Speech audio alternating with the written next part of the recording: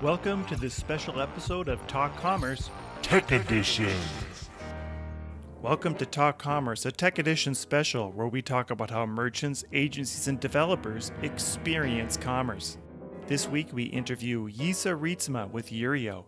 We focus on developer training on React, Vue, or the new Magento Hyva theme. We look at training from the merchant, agency, and developer perspectives. Jisse gives us actionable feedback for training on what to ask as a developer, what an agency should be looking for in a developer, and what a merchant should expect from their agency. We talk about how open source is not free and close it out with a little bit of Hyva and more mispronunciations. Magento Creative, partnering with the client to help fulfill their strategic growth, serving the world as an Adobe Gold partner and BigCommerce Elite partner.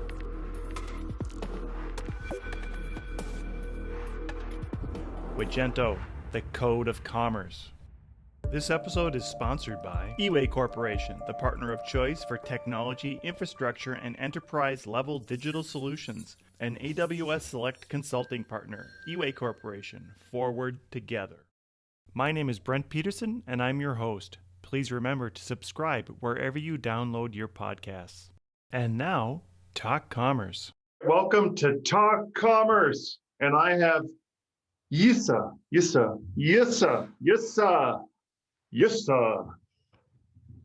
with me today.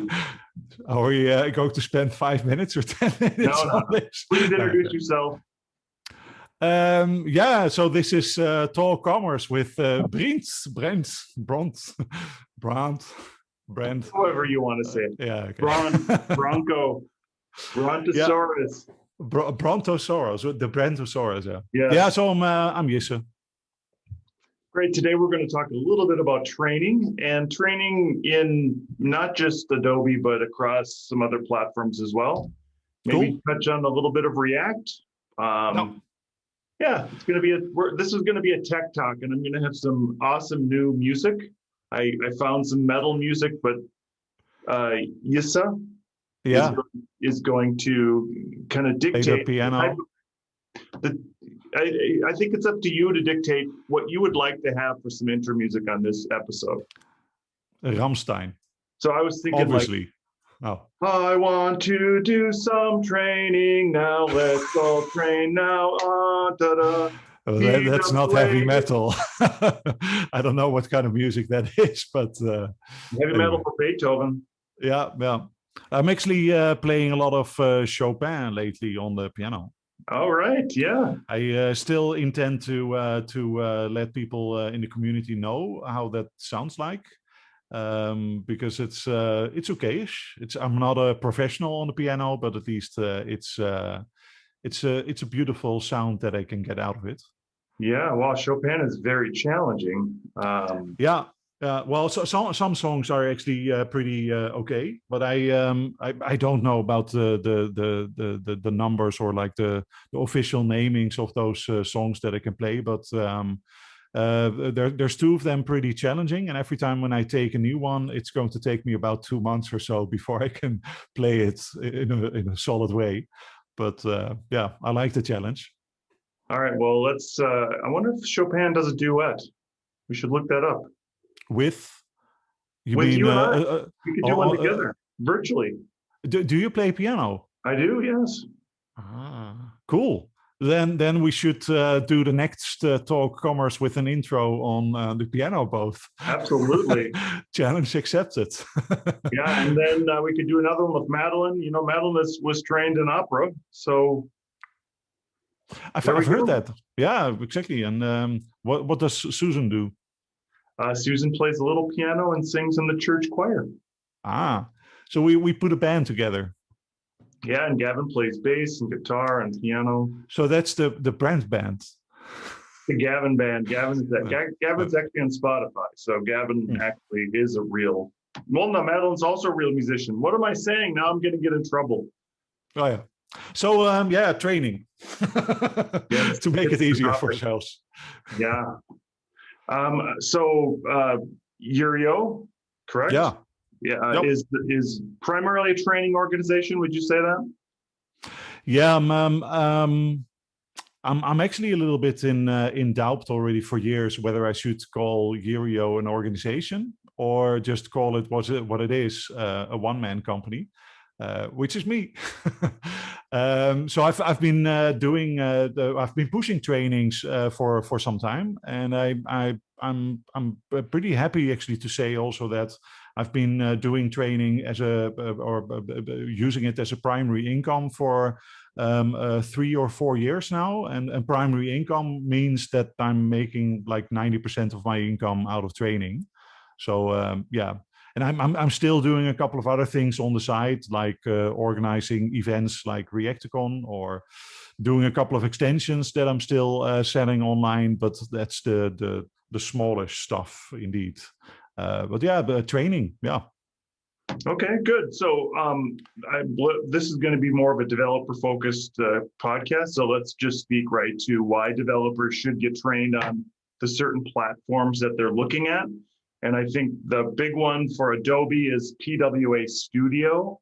Yeah. So let's dive right into PWA Studio, and like, why would a developer need to learn React or? Okay, so we're making this oriented towards developers, right? So we can forget about the sales pitch. We can stop talking nonsense. We can be direct and just honest and open. So personally, right away, I would say that PWA Studio is not for everyone. I've been picking up on a vibe in the community as well, that a lot of people think that PWA Studio is maybe even a waste of money, time, resources, and etc. And I totally disagree with them. Simply because, well, some people like the original Magento 1 front end. Some people like Magento 2 front end, despite of its issues. Some others like React, some others like Vue. So I personally think that there's something for everyone out there. That's kind of also like the reality at this moment, that we're not talking about a single front end anymore with Magento, but multiple front ends. And there's a reason for that, basically because we're all different. So that's one of my key points always towards like, well, what is the choice there to make? Yeah, it simply depends. Yeah, I think it's interesting too, the conversations around headless and where commerce is going. I had an interesting talk with a newer platform, or maybe it's not newer, but it's called Ultra Commerce, and they have an API first mentality, microservices, but they also have a front end that comes with it, so you don't have to deploy without a front end. And one of their arguments is that it reduces the cost if you do have a bundled front end in it. And it expands the cost and the cost and the complexity when you remove the front end and make somebody build a front end and then attach it via APIs. Yeah. Well, I think like the cost part is again also something that simply depends upon how well you're doing, or what kind of knowledge level you already have. So, for instance, a lot of people have been complaining about knockout and require in the current Luma front end. However, if you're a knockout require expert, you're not finding that many things difficult in there. Maybe there's a lot of complexity still in there, but that's basically also because it's Magento. However, I think that the level of complexity actually depends upon the level of knowledge that you have about that technology. So when it comes to reducing costs, it's also depending on the developers involved and whether they can make it a success or not. Which is also kind of like the difficulty why I started also with saying that PW Studio might not be for everyone.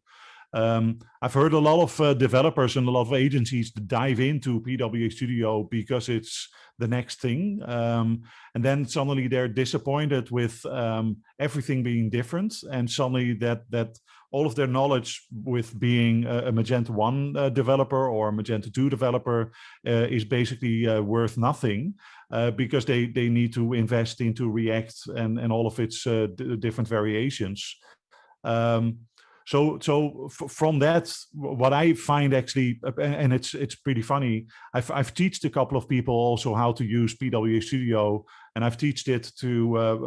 I've trained a couple of React developers, and they found actually whatever PWA Studio came up with. So the Venya UI theme, the Peregrine component library. They found it easy stuff. Once I start explaining the backgrounds.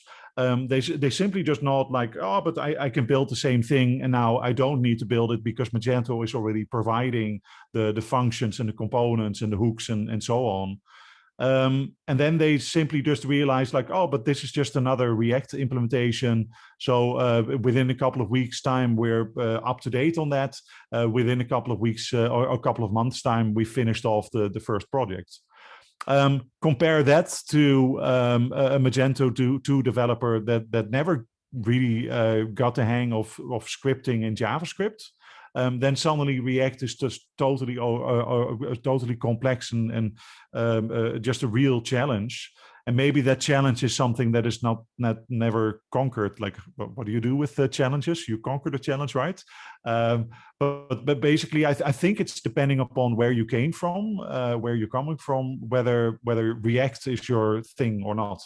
And that's still the hard story that Magento at Adobe is selling as well. They're trying to promote not necessarily PWA Studio as being the next thing. They're trying to promote headless as being the next thing with the GraphQL API in the center. But a lot of us are simply expecting also Magento to solve that puzzle for the front end again. And therefore, PWA Studio is the best thing to do, to embrace. And then suddenly we're surprised to find that it's a little bit more complicated than the old front end. And I maybe should add quotes in there because maybe it's not always that complicated. It's complicated in a different way. Yeah, and as I said that, I thought to myself, well, the complication is in the fact that people aren't familiar with the solution and maybe all the parts of the solution aren't there yet. But if you think of it as Magento as a back end without having to touch it and APIs that would attach at the front end, theoretically, all you have to do is launch a front end and leave the back end sitting there. So really, the complexity is only in the complexity of the person thinking about the complexity. And maybe exactly. It's not as complex as everybody thinks. Well, and last year in October, I organized Reacticon number 3, and then actually a guy stood up, Carlos. I needed to look up his last name, Cabrera, and Carlos is basically part of Adobe, but he's not part of the Magento PWA Studio team. And he just went in and said like, well, Magento now has this GraphQL API. I'm familiar with React and Next.js. So what does it take to build a PWA from scratch? And of course, he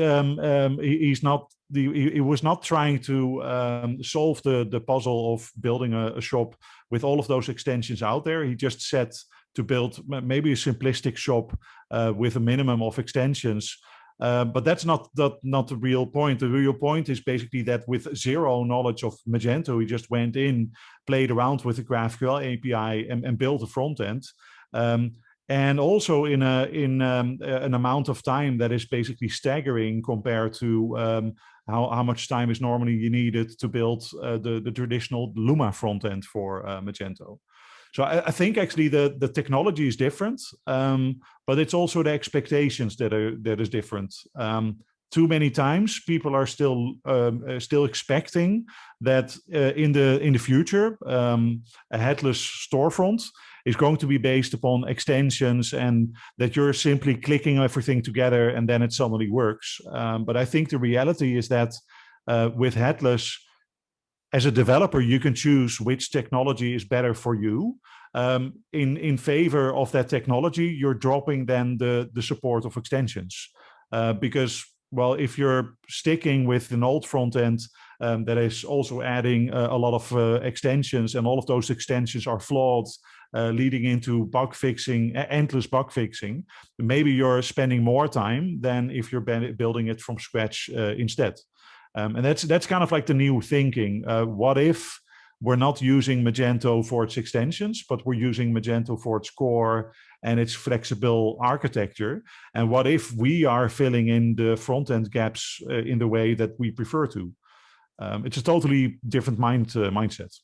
Yeah, and I agree with that 100%. I think that the developers have to look at it in a way that works for them, and that technology has to be able to also work for the client. Let's look back.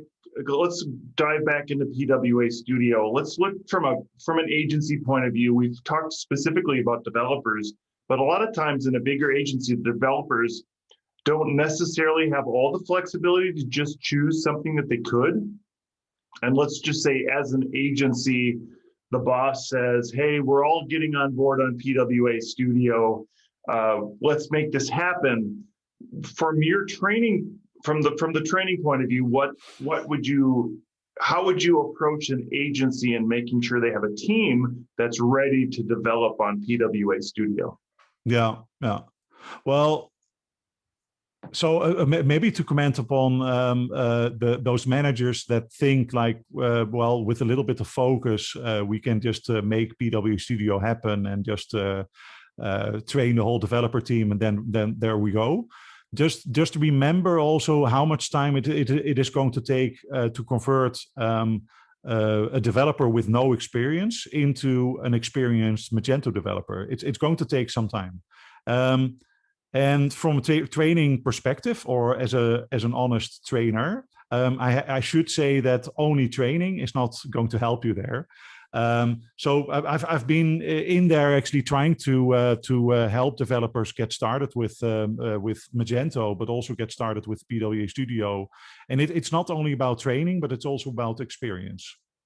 So maybe if you're picking up on the challenge to do something with PWA Studio, you have to realize that the expertise is not just Magento, but it's actually React. And what you want to have is always at least one strong tech lead in the team that is experienced then with, well, the chosen technology, well, in this case, React. So you need to have a React lead developer. And surprise, it's pretty hard to convert the current Magento lead developer suddenly into a React lead developer because it's a different job. It's a different technology. And I'm personally also unable to pretend, for instance, that I'm a Python lead developer or something because I don't have the relevant experience in there. So either you wait for 4 or 5 years before your Magento lead developer becomes a React lead developer, or you need to hire somebody new. And that's kind of like also the difficulty. If none of your developers have any experience with React, then it's going to be really hard to get up to that skill level with already the first project. It's either that you need to start slowly by not starting with PWA Studio right away, but just starting with smaller projects. Let's talk about that maybe in a bit as well. But basically side projects, either playing around with React just a little bit, or just doing real projects, but outside of the scope of Magento and PWA Studio. Or you need to have that knowledge already in there by hiring the right people. Okay, so if an agency has a really good React developer, would a somewhat knowledgeable JavaScript developer be able to take training and get up to speed with a good lead that would help them guide them through some of that process? Yeah, I think that would be the right combination. So if there's a strong lead that knows his way around the React architecture, knows how to deal with the single state of truth or the single source of truth, and basics like how to communicate with GraphQL in a solid way, but also how to set up things like Redux and the context API without making a mess with all of that. Then basically the harder stuff is guaranteed. And then the next question would be what opportunities there for from the React perspective, the junior developers, right? So you could have really experienced developers with Magento, but once they start with React, they're again back to junior. But I think actually junior developers can make React a success pretty fast. Because I also believe that thanks to the architecture of PWA Studio, you don't need to worry about the harder stuff that much anymore. PWA Studio is really trying to make it easier for newcomers to build their own components on top of the more complex architecture of PWA Studio. And then it's basically up to the developer to build components. And well, to build a React component is pretty easy. That's what you learn with the very first lesson when diving into React. And the only thing that you need to do is just not build 1 or 2 components, but they'll build about 4,000 of them. And then you're getting the hang of it. But usually I create a component within about 5 minutes or so with the right amount of logic and etc. And basically by practicing that a lot, slowly, basically all of those junior developers will slowly become senior as well. So yeah, and then training is a huge opportunity. Yeah, okay. So just taking the small perspective of the merchant, because I think that there's some salesmanship around PWA Studio from Adobe itself.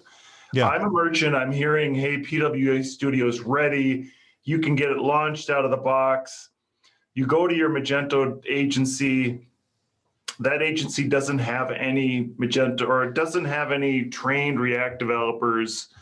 And now suddenly the salesperson at the agency says, of course we'll do that. Yes, we're an Adobe agency. We can do this. And yes, Adobe's saying, yes, you can do this. And yeah. What is realistically, so there's this out of the box solution.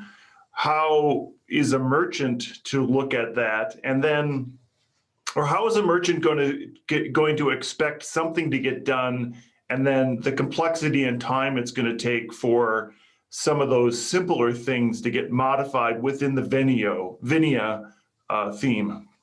Yeah, but I think actually that's the difficulty, that if people are expecting that PWA Studio is an out-of-the-box solution that you could modify, then they're not getting the goal of PWA Studio. So simply just compare it to that you can go online and study a course on German, for instance, and then once you've done that course, go into the supermarket in Germany and try to order something at the I don't know, the vegetable department or something. Then most likely you're gonna feel like a retard or something in there because you don't have the full knowledge yet. So speaking German comes with actually going through the trouble of doing a lot of exercises, a lot of practices, and etc. And I think the same is true for PWA Studio. The difficulty there is that, again, the expectations need to be different.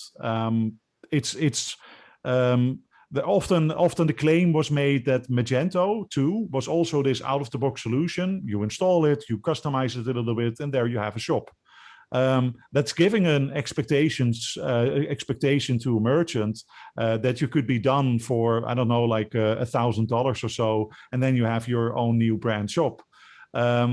However, the reality is that actually the customization is the harder part. So apparently, just having that out-of-the-box theme, having that out-of-the-box installation is suggesting a lower cost, but that's not the real deal. The way that Magento is supposed to be saving money is because of the flexibility, and the same thing actually is true for PWA Studio. It's not that by clicking through a couple of settings, then voila, you have this Magento PWA out there. No, instead, if you're a React developer, you're realizing actually that you're going to build a lot of different React components. And React components are all about the UI, the look and feel, the web design part of an app. And that's supposed to be easy. And if you're finding that easy because you're a React developer, then you're actually going to find PWA Studio pretty customizable. However, if you're expecting actually that you become a React developer by playing around with PWA Studio, then you're in it for the wrong reason. Right. So I think what you're saying, if we look even back at Luma, if you want Luma out of the box, it would work. It comes and looks just like the Luma default theme. And if you're going to expect the same thing out of PWA Studio, you're going to get the same thing. Yeah. And the difficulty there is that Luma was never intended to be the parent theme of everything else. I remember still actually talking with a couple of lead developers of Magento that once Luma was developed, that they thought actually that the community would pick up and come up with other skeleton themes, and some of them did, right? So Snowdog picked up on it, came up with a Snowdog theme. And what the Magento core team expected was that the whole community got started with different front ends, different JavaScript frameworks, different CSS and HTML strategies. But we didn't. That's the difficulty. We all expected actually that Magento was going to solve that issue with the front end, that they were going to supply us a front end, so that you only needed to worry about the back end a little bit, click, and there you had your own customized shop. Well, and I think actually that with Magento PWA Studio, they're trying to do the same thing again, but now making it a little bit more clear. PWA Studio is not the PWA, no, it's the studio part. Right. Yeah, I think that makes a lot of sense. Yeah. I think too, looking back at some of the other themes that have been out there, if you bought an off-the-shelf theme, typically the customer would ask for so many changes that it would have been easier to use the blank theme and do those modifications anyways. Yeah, so it's kind of like that we're stuck in that impression that by buying a theme or buying an extension and getting all of that stuff for free, theoretically for free, that we're lowering the costs. But then we're overseeing the fact that basically the Luma theme never got performant. You could spend hundreds of hours on trying to optimize it, and then you're still at the lighthouse score that is just pathetic. That basically we're so used to actually lowering the startup costs and then actually wasting the budget on troubleshooting issues, that now actually with PWA Studio it's totally the other way around. You're not supposed to get everything for free. No, you're getting actually just the bare bones minimum for free, but then you're going to build the stuff in React. So how awesome is it? You can build everything for yourself. And then as soon as things become a little bit more technical, more difficult, things like the card management, the state management in the React code base, instead of rewriting it or writing it from scratch yourself, those difficult parts as well, then at that moment, actually, PWA Studio is proving to be an added value. The technical functions are there, but if I'm looking at the Venya UI theme, and I start to explain that also during a class, what that UI theme is actually about and how the code is being organized and what kind of HTML, CSS standards are in there and how you could adopt that, then everyone that I'm explaining that is slowly coming to the realization like, oh, but I don't want to have that. I want to build something different. And that's kind of like the awesome thing about React. You're not supposed to be extending too much upon the work of somebody else. You know, you're supposed to be a web designer, looking at the graphical design, converting it into React, and finding that thing easy. The only thing that is more difficult is to connect that mock-up of a web design, converting it into an actual app. And that's basically where PWA Studio comes up with its internal workings. Yeah. Okay, so I want to just go right back to what you said about Magento expected that the community would rally around and build some of their own themes.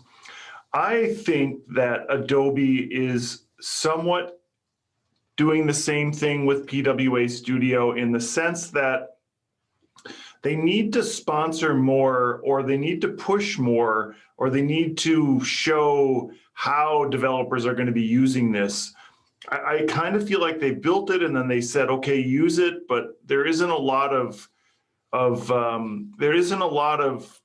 behind I don't know how to say this, but there isn't a lot that says, oh, this is something as an agency you need to use, and here's how Adobe is going to get behind you to make sure that some of these clients happen. Yeah, so that's where I come up with my secret theory. And here it is in public.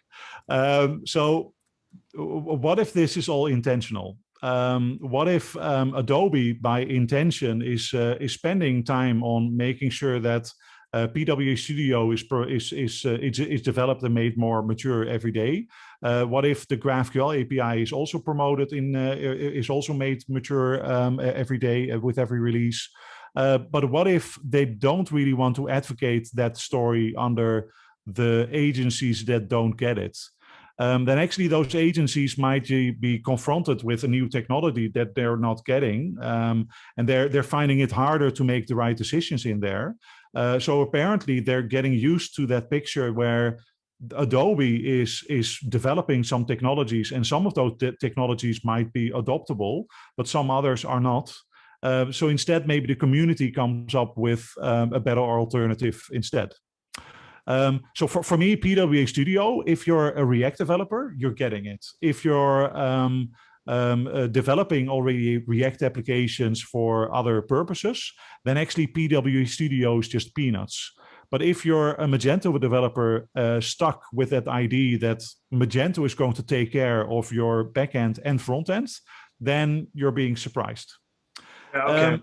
I see. And in that story, I see actually Adobe almost by intent, not spending too much time on those developers that are so eager for Magento to hear like, oh, but here's extensibility of PWA Studio. Here's all of the marketplace extensions that are compatible with PWA Studio. That story is actually slowly developing, but so slow as if they wanted to be slow. For me, the secret ingredient is also that there's actually more front ends out there than just PWA Studio. Yeah, no. So let's move into that right now. So there isn't just PWA Studio for Magento. In fact, theoretically you could take PWA Studio and bolt that onto BigCommerce if you'd like to. Yeah. Well, and I think actually PWA Studio, so the reality is still that you're connecting to GraphQL, and GraphQL is specific for Magento. So the GraphQL calls that are supported by Magento are different than the ones supported by BigCommerce. So therefore, it's a little bit more difficult to use the sources of PWA Studio, use it for BigCommerce or others.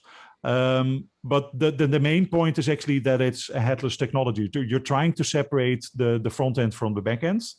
And if you're choosing Venya, you're actually committing yourself to become dependent upon the backend provider, which is Magento. But if you're building your own React component library, and that component library is including all of the visual aspects of how to display a shopping cart, how to display the checkout, how to display product pages, and everything that is part of your graphical design, part of your company representation is actually fit into a React UI component library, then actually that UI component library is totally reusable between BigCommerce, Shopify, Magento, and etc. And that's kind of like the real purpose of going headless. Tell me, who is there anybody out there that's doing this well right now? Like Vue Storefront, is that a solution that works, or is there a solution out there that works in that case? Yeah, so the Venya theme is actually based upon a Venya concept theme and then the Venya UI component library. But I would say that the UI component library of Venya, so PWA Studio, is really tightly connected to Magento. But Vue Storefront is actually doing such a thing. They've developed their own Storefront UI component library, and Storefront UI is basically there for React and Vue. So they're not supporting any just Vue Storefront anymore, but they're also supporting React-based strategies. And that Storefront UI is basically just hooking into a deeper logic of, well, the architecture of your PWA, again, written in React or Vue. And then again, that thing is connecting to a so-called connector. And that connector is there for BigCommerce, Shopify, Magento, and etc. Okay. So through their architecture, they've already disconnected kind of like the front end and the back end, but they're also supplying a storefront UI component library that you could even use without using Vue Storefront. And I've heard of some of these solutions that you have to go through their SaaS connector. Is that the case with some of them, or are some of them standalone?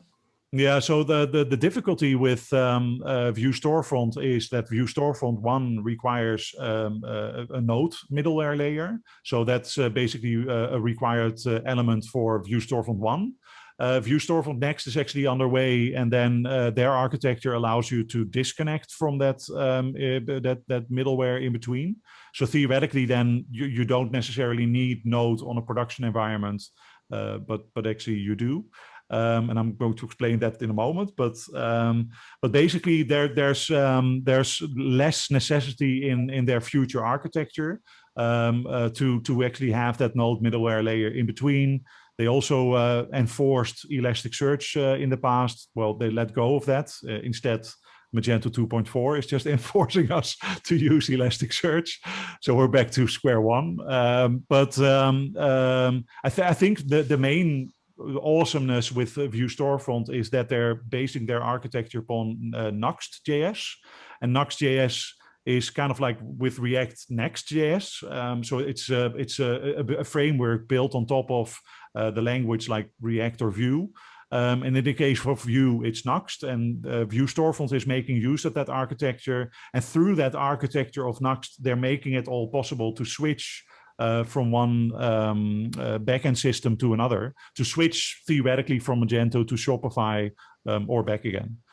So tell me, if I'm a developer and I am interested in learning a language like Vue or React, and I have some experience with JavaScript, what would I be looking for to start? Like, let's just say I came to Urio, and I would like to learn something, and I'm not really sure, should I learn React? Should I learn Vue?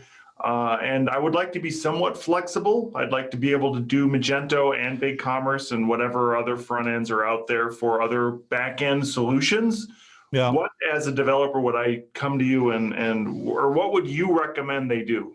So yeah, my recommendation is, again, it's really hard to sell my trainings this way, but my recommendation is basically to get started with Vue and React, but not necessarily through training. Well, through training you can still do that, and some agencies actually come up to me and say, like, can we spend a day together with you on Vue? Can we spend another day together with you on React? But theoretically, also yet another day on yet another JavaScript framework, things like Alpine.js. And then afterwards, trying to make that decision, like which one is better. Because if you don't know about Vue and you don't know about React, you're only going to depend upon the sales talks of others to recommend you this or that. And then the reality is also that all of the Vue developers are going to recommend you Vue. All of the React developers are going to recommend you React. And it's hard to do that. So actually, what I realize is actually that a lot of developers always start on with developing in college. They have some kind of education level. And during that education, they just encounter all of the different technologies. So they start playing with Ruby, JavaScript, PHP, Java, C++, and then they make a choice like, oh, but I prefer this one instead of the other one. I think that's the same for choosing between Vue and React as well. It's just depending upon what kind of person you are, which one you're going to favor more. Yeah, it's going to be more difficult. It depends on the developer too, and if they're working for an agency and they're getting paid to learn something, that also plays a big part in it. Yeah, but maybe that's a good comparison as well. So if you're having an agency, and out of the 10 Magento developers, 9 hate JavaScript, in principle, and they don't want to get going with JavaScript in the first place, then PWA Studio is going to be a pretty much of a challenge. But likewise, if Vue Storefront. However, if you have a team of 10 developers and you can separate them between 4 backend developers and 6 front-end developers, and those front-end developers are actually playing around with multiple different technologies, so that they can all say like, oh, but I've done a couple of lessons with Vue, and I've once built this simple React app. Then you can ask them basically which one do you prefer and which one do you want to focus upon. And then also, because some people are enthusiastic about, for instance, React, then it becomes a little bit easier for the others to join as well. But if you don't have any experience in the agency with Vue and React at all, I don't know what to do. However, there's a solution still. Tell me the solution. I can see that it's coming out of you. You've heard about the solution as well, which is Hyva. Oh, but okay. Before we get into Hyva or Hyva, yeah. I want to just let's close out the PWA talk. And actually, we don't have much time left today. But if you're going to give some actionable advice to an agency about a solution that is going to go on top of Magento, what would you give them right now? You got to tell me 1 minute. Yeah, then I would say make an educated choice. An educated choice means that you need to know your stuff before making that choice. And if you don't know about React and you don't know about Vue, and if all of the developers actually say like, well, I've never tried it out, try it out today. And that's basically also where either learning time needs to be part of the solution, so that you're dedicating maybe half a day a week or a couple of hours in the week per developer, so that they just can play around with new technology and find more about it. Or maybe it's even up to reading documentation on how to use Knockout, but some kind of knowledge advancements, so that basically people can get that knowledge in there. And then try to push all of those experiments, all of those different learnings into a certain direction. Basically say like, well, forget about playing around with Knockout. Try to play around with Vue and React a little bit more. And then after 2 months or so, please come back to me and let me know what you found out. But just by jumping on board and saying like, oh, but we're going to use React, then you're just as silly as that you're saying like, oh, but let's build everything based upon Luma, only to find out that basically there's so many horrible things going on in there. So yeah. All right. So I know I gave you a minute, but next time I'm going to give you 30 seconds on this one. As a developer, my agency is asking me to learn some kind of PWA solution that will go on top of Magento. What should I be telling my boss that I need and would like to do? Let's just say I have an opinion about Vue or React, either one. How should I present that to my boss? And you've given us some times already, but what is some good thing, or what are good 3 points that a developer could give his boss that says, this is what I need to get started. This is the time I need. Yeah. So first of all, I need time to dive into things. That's number one, because otherwise it's hopeless. But also make sure that time is just measured wisely, so that you're taking enough time to get adjusted to technology, even though maybe you're not going to use that technology on the long run. And that's where I would say that every agency nowadays, especially on the front end, also needs to be doing something on the educational level, because the front end story is just changing so quickly. So if your developers don't have any knowledge about Node, make sure that they know about Node, even though you're not going to use it at the first project right away. So you need to proactively invest basically into all of that. And well, again, yeah, the topic of today was training. So obviously training is one thing, but training through classroom trainings is one thing, but just educating yourself is totally fine for me as well. but you need to invest that time to get started with it. I'm not sure if those were 3 points, but kind of. I'm going to add one thing that as a let's just say as a boss, what I want to see is something that what you've learned out of that. I think that what I've experienced over time, over the last 10 years, are a developer saying, oh, I'm going to dive into this. Let's just say I'm going to dive into Selenium. I'm going to learn everything I'm going to do about Selenium. Great, that's super, good, do it. And then suddenly they say, okay, I've learned it. So, yeah.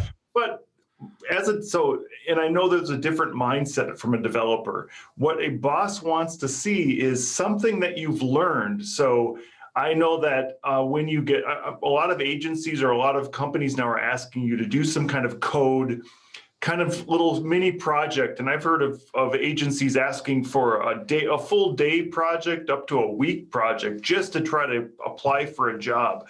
I don't think it's unreasonable for a boss to say, I want to see something out of this, as simple as it is. And I guess that goes both ways. A developer should give the boss something that is something they can see, that shows what they've learned.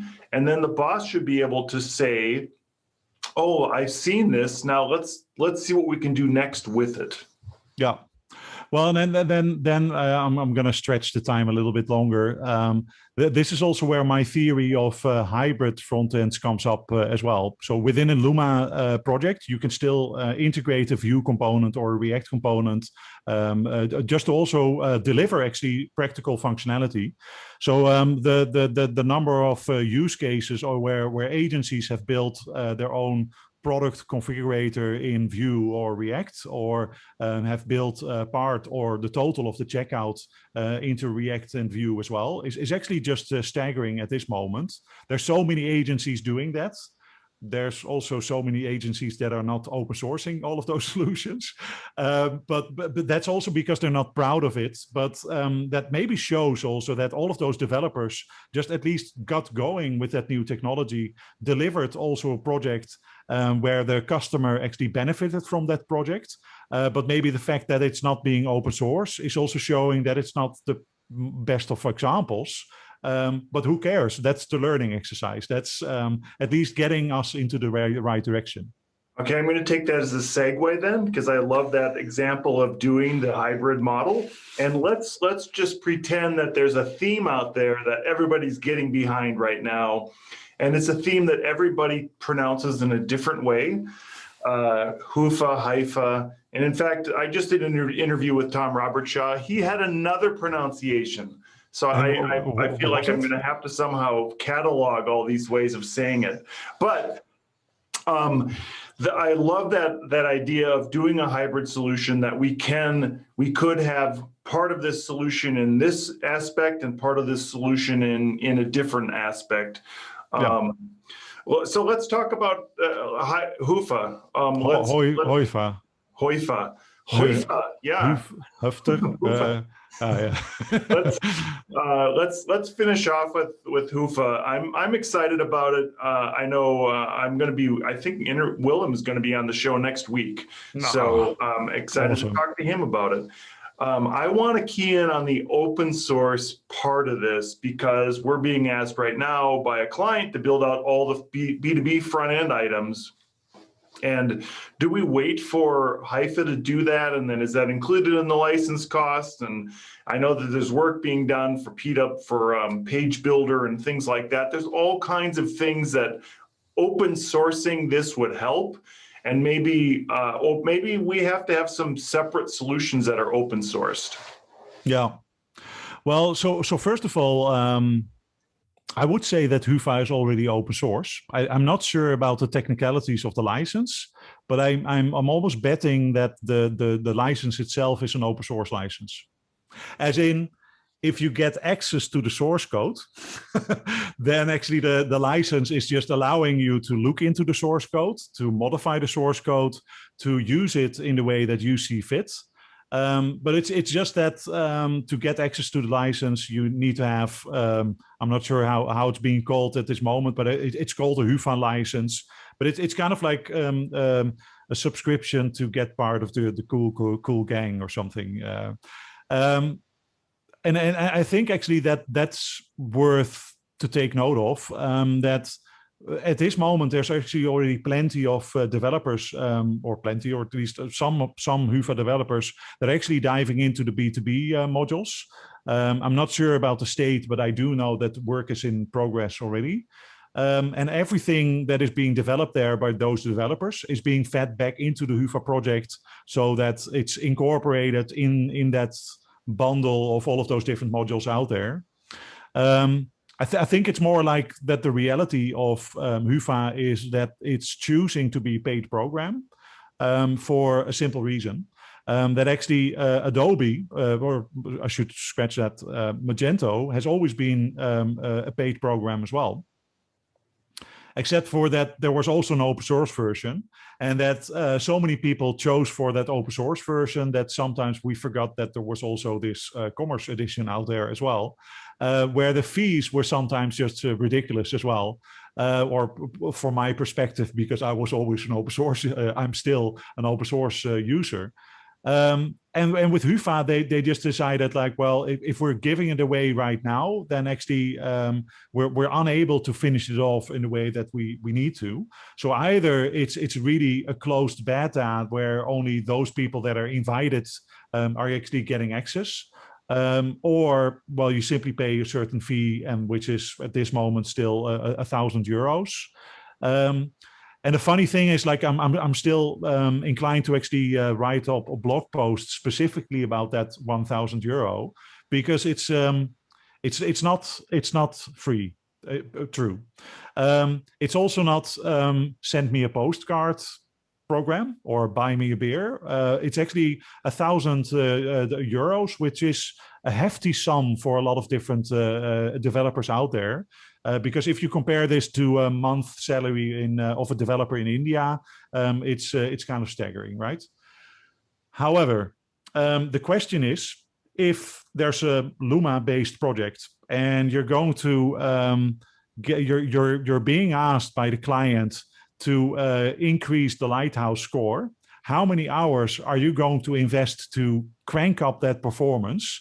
Well, I believe that easily you can spend about 100 hours of doing so without actually getting up to 100%. And that 100 hours, well, let's just say that you're getting paid €10 per hour, right? Yeah, I would argue that it would be more than 100 hours. So I totally see where you're going here. Yeah. And I'm just making the argument, but I also see that Willem and Willem has to. It's a commercial venture, and they have to make money. So I do totally get it. But it's always kind of like a difficulty, and that's again back to the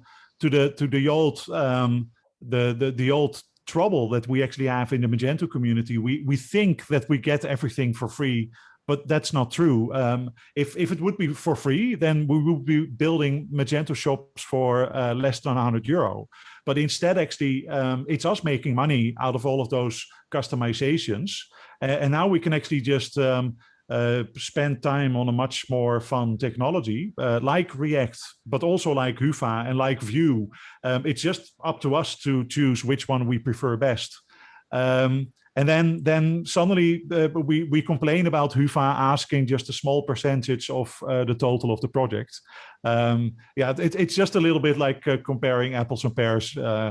Open source was never free in the beginning. It's about free speech, not about free beer. That's the comparison always to make there.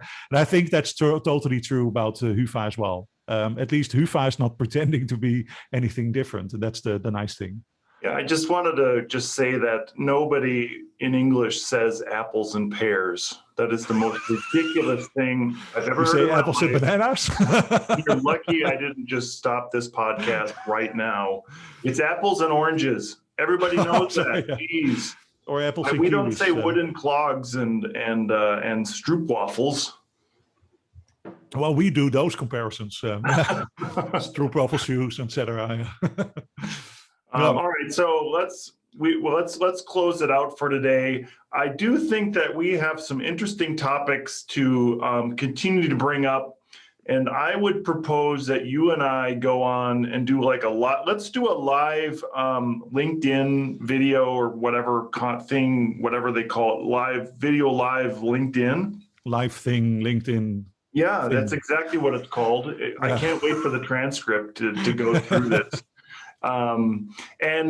And I think that let's start really trying to get some developers involved. And I would say let's do it in the Indian time, so we'll get a lot of Indian developers involved as well, because I think there's a lot of people interested in this topic. Yeah, definitely. Yeah, and it would be good to see some interest, or not interest, but just get some perspective what other people are thinking. About this. And I think from a developer, what I'm really interested in is learning from a developer point of view, because I know you're giving some good advice and some good feedback on this topic. And I know I'm coming from sort of the agency leadership side and honestly, I'm coming from the sales side. You mentioned about open source and Magento, the Magento enterprise licensing back in the day. And for me, everything was about making sure that the Magento salespeople were happy. So, I'm seeing it from the other side. It would be great to see what the real-time feedback of what a lot of these developers are going through on this, and even do a short Q&A so we can get some feedback on it.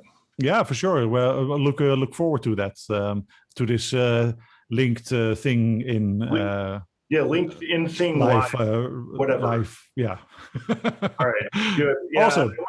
I want to apologize for my new light in my room. I'm testing my portable solution for doing videos on the road. I'm actually in the office today, and I'm sitting in one of these little phone booth things that we have with my new light wand thingy with fun aspects of party. What was it called? Let me just look it up. It's called a straight jacket. Yes, exactly. You got it. That's it. Yeah, okay. Great. Well, awesome. It's been a pleasure to have you again here today. You were in episode number 1, and I think this is going to be like episode, I don't know, it might be on episode 25 already. 42 or something? Yeah, not 42, but yeah. Almost getting there. Yeah. Good. Yeah. So don't mention too much next week my name, because Willem was pissed off at me when I started to promote Hyva, and then I suddenly started to promote PW Studio again, and then I started to promote Hyva again. So, but I hope that's going to be productive as well together with him. Yeah, absolutely, great. Yeah, awesome. Thanks for having me. Cheers. Have a good day. Bye. Magento Creative, partnering with the client to help fulfill their strategic growth, serving the world as an Adobe Gold partner and BigCommerce Elite partner.